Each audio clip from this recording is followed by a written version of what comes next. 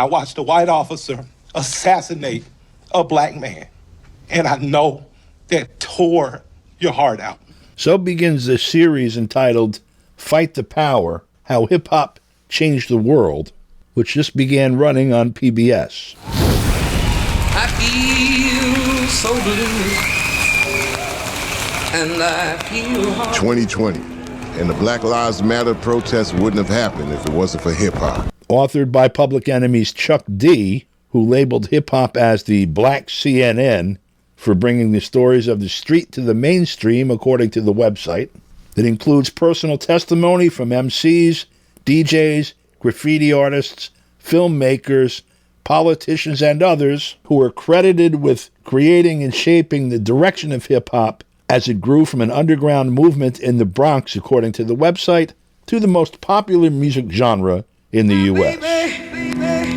Rappers have tried to highlight injustice in their art since day one. 2020 is very much a reflection of hip-hop, because hip-hop had been that CNN. These are the issues. These are the problems. For more on that, we spoke with Professor Jared Ball. He's a professor of communication studies at Morgan State University in Baltimore. He's also an author, radio host, and mixtape producer. He was a candidate for the Green Party's presidential nomination in the year 2008 before dropping out and endorsing Cynthia McKinney, and has been known for his work on Pacifica Radio's Washington, D.C. station, WPFW, on Black Agenda Report, and imixwhatilike.org. So, Professor Ball, they're letting this loose in the mediascape here in the U.S. and into the culture. What do you see as the problems? So, in general, I've had this long-running problem with the narrative of hip-hop history, which as a subset of the narrative of U.S. American history is, I think, an ongoing problem that not only limits our analysis of what's going on in the world, but what has gone on historically, and then ultimately what we can do to progressively or radically change the world going forward. So my point is that this series already in episode 1 has outlined the general mythology that hip hop emerged out of the Bronx. These poor black and brown kids put this thing together, and despite all odds, have overcome everything to produce a new world where they've literally said it's tanned America, the tanning of America, providing a multicultural, diverse world into which a Barack Obama could emerge, and new black entrepreneurs and celebrity could emerge. So it's this fantasy, what the hip hop historian Dan Charnas once called an American capitalist dream, or success story rather, is being reified and reinscribed back onto, I think, an unwitting population. And unfortunately, it's fronted by Chuck D of Public Enemy, who for my generation was the radical voice. Right. It's got some of my own comrades are even in the thing. Right, but again, power. It's titled after Chuck D of Public Enemy's Fight the Power, which they themselves got from the Isley Brothers' Fight the Power. Right. And it's meant to convey this idea that in response to all this white supremacy and all this capitalism and all this oppression, these oppressed people produce something that has, again, positively changed the world. But of course, what they leave out, and this is where people like me start, is, well, what is the condition of the communities that they're talking about today?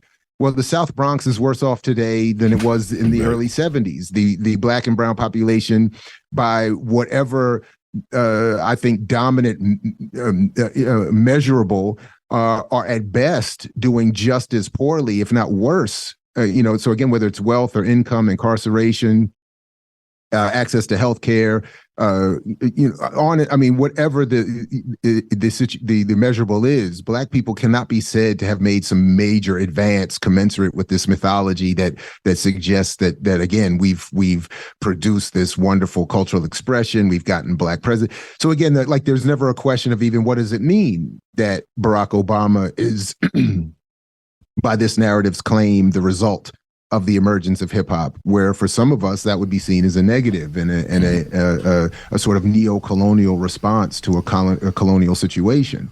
But so that's in general what I have as a major problem. It's just, again, reaffirming for a new generation a bad narrative. And narrative being the problem, not just a good or a bad narrative, but where narratives take the place of substance. You compare, for example, say, with a phenomenon that the right calls wokeness, but that we see like these symbolic, markers of progress on the one hand, and also an intensification of contradictions symbolically, where half of the people hate the other half intensively, but no. It's not even reformism versus revolutionary activity. It's sort of like, cartoons versus revolutionary activity. The changes that you're talking about don't take place materially for people. They're more alienated from power, if anything, and if anything, the fate of those most alienated before is shared by a larger part of the population than it was 50 years ago. In other words, everybody's worse off while they're singing sort of a kumbaya to a beatbox now.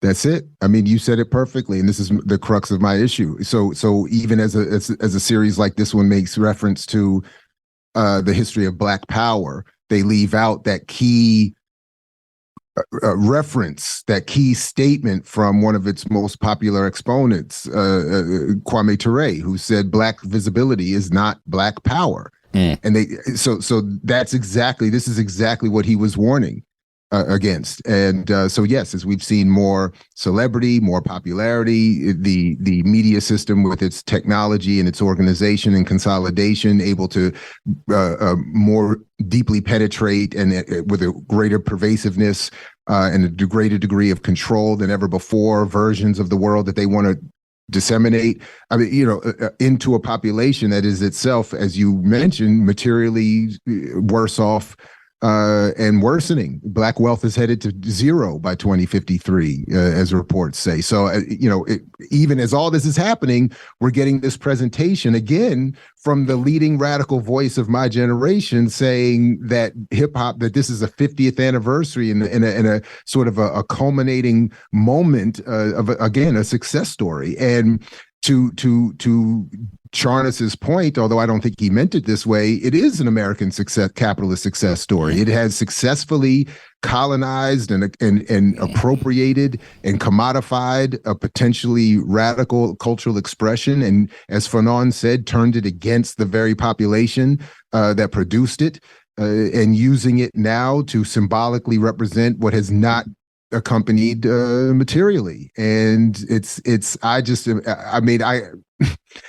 a monstrosity as far as I'm concerned. So it will be a painful exploration of yet another PBS product for the next few weeks for me.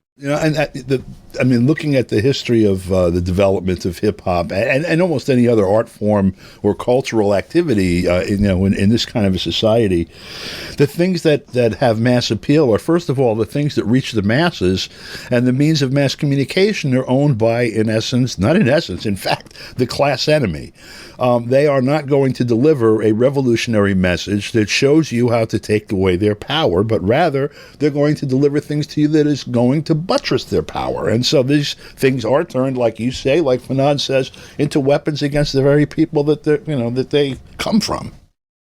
So we'll have to see how it goes. And obviously, I've only seen the first. I've only released the first of a series that will air apparently every Tuesday evening for the next few weeks. But already in the first episode, they have really, it's going to be, personally, I have to admit, it's going to be a little bit of a struggle. They're not only in terms of some of my cultural heroes, but some of my comrades have already made appearances and I feel like have themselves been sort of captured. So the very people that have been struggling against what the corporate capitalist world has been doing to our radical cultural expression are now being incorporated as spokespeople, even unwittingly, in service of a product that's meant to suggest that we have overcome something, that we have made some sort of advance. So it's a very complicated and I think nuanced and sophisticated level of psychological warfare we're dealing with. And it will not be a pleasure for me, as I've said, over the next few weeks to engage this, but something that I think is as an educator and a wannabe activist is important to do, and even when necessary to make uncomfortable critiques of those around us and those with whom I and others have been involved and admirers of for quite a while. So, but it is what it is, as they say. And if they're going to continue to produce this kind of madness, I think we have to be able to stand up and say we have a couple issues here. Excellent. Professor Jared Ball, thank you very much. And perhaps after the series has run its course, we can come back and do a follow-up.